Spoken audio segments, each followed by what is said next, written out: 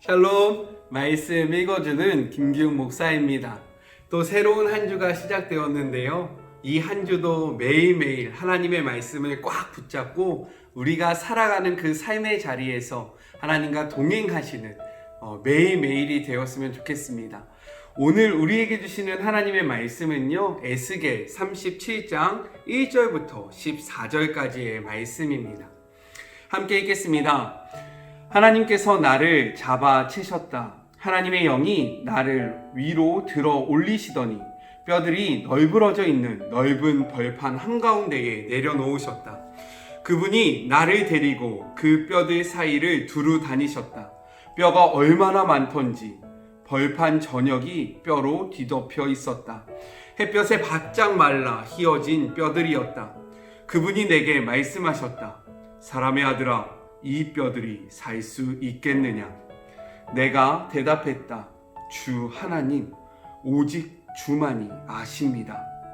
그분이 내게 말씀하셨다. 저 뼈들을 향해 예언을 선포하여라. 마른 뼈들아, 하나님의 메시지를 들어라. 주 하나님께서 그 마른 뼈들에게 이르셨다. 자, 보아라. 내가 너희에게 생명의 숨을 불어넣겠고 너희가 살아날 것이다. 내가 너희에게 힘줄을 붙이고 너희 뼈에 살을 입히고 너희를 살갗으로 덮고 너희 안에 생명을 불어넣겠다. 그러면 너희가 살아나서 내가 하나님인 줄 알게 될 것이다. 그래서 나는 명령받은 대로 예언을 선포했다. 그러자 무슨 소리가 들리기 시작했다. 바스락 바스락 하는 소리였다. 뼈들이 움직이더니 뼈와 뼈가 서로 붙기 시작했다. 계속 지켜보니 그 뼈들의 힘줄이 붙고 근육이 오르며 그 위로 살갗이 덮였다. 그러나 그들 안에 아직 생기는 없었다. 그분이 내게 말씀하셨다. 생기에게 말씀을 선포하여라. 사람의 아들아, 예언을 선포하여라. 생기에게 일러라. 주 하나님께서 말씀하신다. 생기여 오라. 사방에서 불어와 저 살해당한 몸들에게 생명을 불어넣어라. 내가 명령받은 대로 말씀을 선포하자 생기가 그들 속에 들어갔고 그들이 살아났다. 그들이 제 발로 일어서는데 엄청나게 큰 군대였다. 그때 하나님께서 내게 말씀하셨다. 사람의 아들아, 이 뼈들은 온 이스라엘 집안이다. 그들이 하는 말을 들어보아라. 우리 뼈가 말랐다. 우리 희망이 사라졌다. 남은 것이 아무것도 없다. 그러므로 예언을 선포하여라. 그들에게 전하여라. 주 하나님이 말한다. 나의 백성들아, 내가 너희 무덤을 파헤치고 너희를 꺼내어 살려주겠다. 곧장 너희를 이스라엘 땅으로 데려가 주겠다. 내가 무덤을 파헤치고 내 백성인 너희를 꺼내는 날 너희는 내가 하나님인 줄 알게 될 것이다. 내가 너희 안에 나의 생명을 불어넣으면 너희가 살아나리라. 내가 너희를 너희 땅으로 데려갈 때에 너희는 내가 하나님인 줄 알게 될 것이다. 내가 말했으니 내가 이룰 것이다. 하나님의 포고다. 이것은 하나님의 말씀입니다. 오늘 말씀을 보면요, 하나님의 환상이 네 번째 에스겔에게 임합니다. 근데 이 환상은 우리가 너무나도 잘 알고 있는 마른 뼈의 환상인 거죠. 하나님의 영이 에스겔을 데리고 벌판 한가운데, 개역개정에서는 골짜기 한가운데 그를 놓습니다. 그곳에 가보니까요, 마른 뼈가 가득했던 거죠. 하나님의 영은 그곳을 두루 다니며 그것을 보게 합니다. 그런데 그 뼈가 얼마나 말라있던지 성경은 이렇게 기록하고 있죠. 햇볕에 바짝 말라 휘어진 뼈들이었다. 이런 뼈를 바라보고 있는 가운데 하나님은 에스겔에게 이렇게 묻습니다. 사람의 아들아, 이 뼈들이 살 수 있겠느냐? 그러자 에스겔이요, 이렇게 고백합니다. 주 하나님, 오직 주만이 아십니다. 이것은요, 믿음입니다. 왜냐면요, 이 일의 결정권이 하나님의 뜻에, 하나님의 그런 의지에, 하나님의 능력에 달려있다는 고백이기 때문입니다. 에스겔이 어떠한 상황 속에 있었습니까? 에스겔은요, 자신의 그 나라가 멸망한 가운데 바벨론의 포로로 있었습니다. 전능하신 하나님이라면 자신이 이러한 삶을 살 수 없는 거죠. 내가 믿고 있는 하나님이 능력이 많다면 이러한 일이 이루어지는 것은 말도 안 되는 상황입니다. 그런데요, 이러한 상황 속에서도 에스겔은 하나님의 전지전능함을 믿습니다. 하나님의 말씀하시면 이 마른 뼈들이 살 수 있다는 것을 하나님 앞에 믿음으로 고백하고 있는 거예요. 이 말을 들은 하나님께서요, 에스겔에게 명령하십니다. 내가 선포한 대로 너는 선언하여라. 그 말이 무엇입니까? 마른 뼈들에게 얘기하라는 거예요. 이게 상식적으로 가능합니까? 불가능하죠.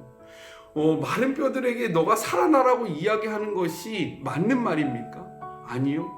맞는 말이 아닙니다. 우리의 생각과요, 우리의 의지와요, 그리고 우리의 상황 속에서, 우리의 그런 가치관 속에서는요, 전혀 할 수 없는 일입니다. 하지만 하나님께서 명령하십니다. 그러니까요, 에스겔이 그 말씀을 받아서 그대로 행합니다. 7절에 이렇게 기록되어 있죠. 그래서 나는 명령받은 대로 예언을 선포하였다. 그러자 어떻게 됩니까? 무슨 소리가 들리기 시작했다. 바스락 바스락 하는 소리였다. 뼈들이 움직이더니 뼈가 서로 붙기 시작했다. 계속 지켜보니 그 뼈들의 힘줄이 붙고 근육이 오르며 그 위로 살갗이 덮였다 라고 성경 기록하고 있습니다.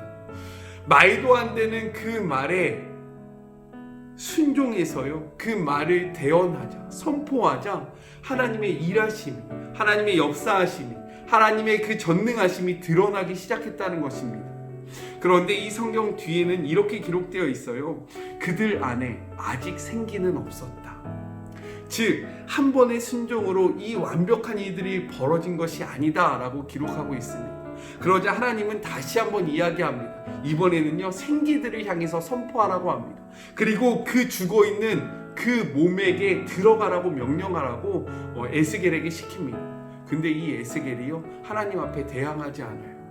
하나님 앞에 따지지 않습니다. 하나님 한 번 했는데 왜 또 시킵니까? 하나님, 내가 한 번 하나님의 말씀하신 거 했더니 이제 또 더한 것을 시킵니까? 라고 질문하지 않고 대항하지 않았다는 거예요.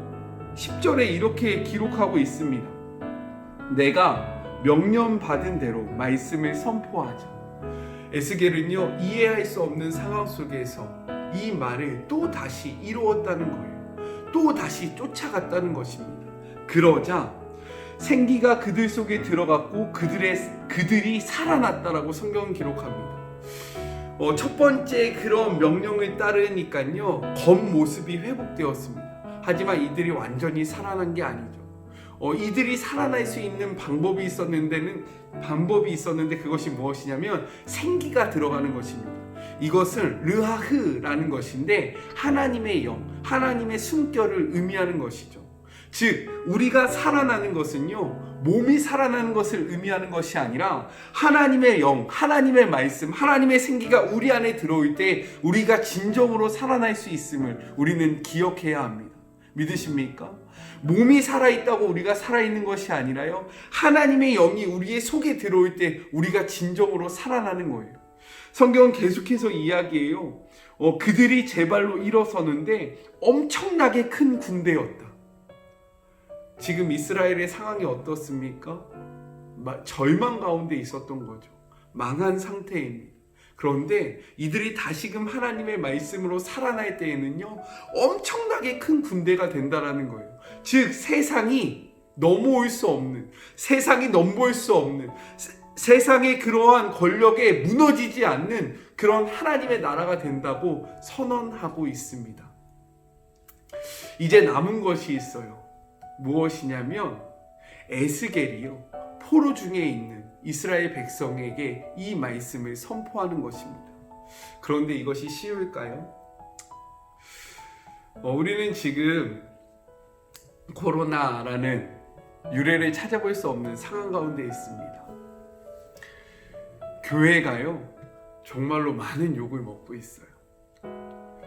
교회에 대해서 이야기하는 것이요, 하나님에 대해서 이야기하는 것이요, 손가락질 받는 그런 시대가 되었습니다. 이러한 상황 속에서 하나님의 자녀임을 드러내는 게 쉽습니까? 아니요, 절대로 쉽지 않죠. 근데요, 지금 이 에스겔은요, 멸망한 상태예요. 자신의 나라가 철저하게 무너진 상태입니다. 그들은 스스로 무엇이라고 이야기하냐면요, 이렇게 이야기합니다. 우리 뼈가 말랐다. 우리 희망이 사라졌다. 남은 것이 아무것도 없다. 라고 이야기하고 있는 사람들을 향해서 하나님의 회복을 선포해야 하는 에스겔.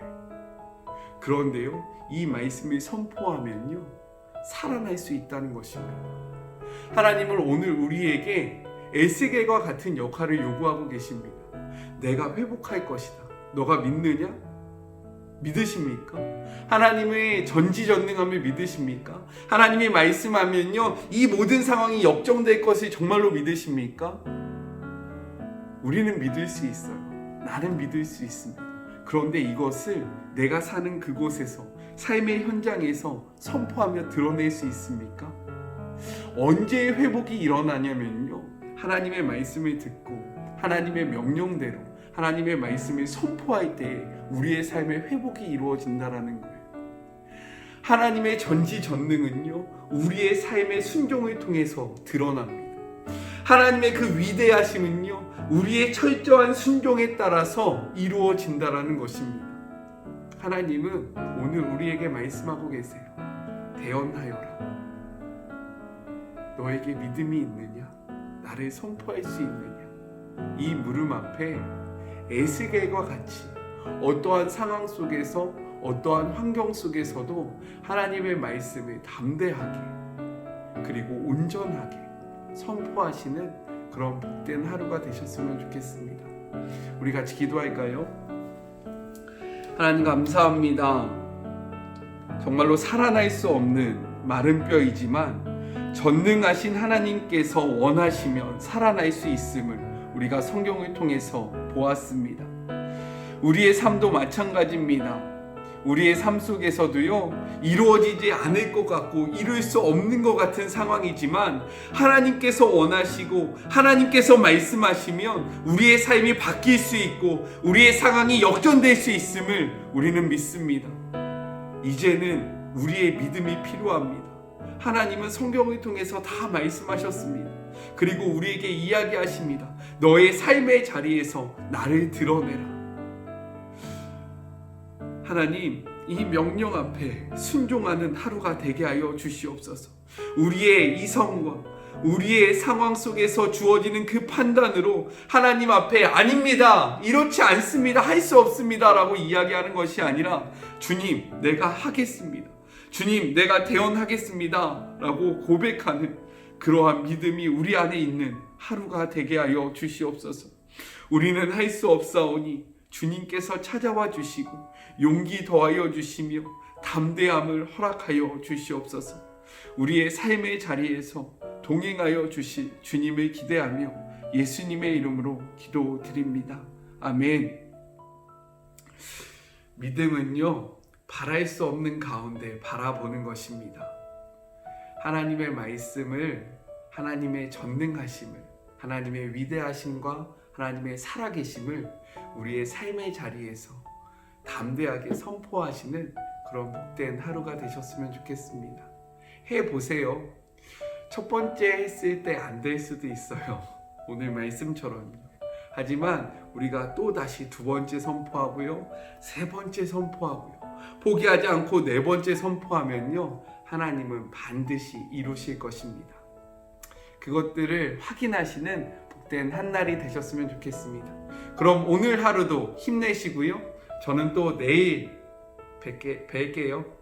사랑하고 진심으로 축복합니다. 우리 또 내일 만나요. 안녕. 뿅 뿅 뿅.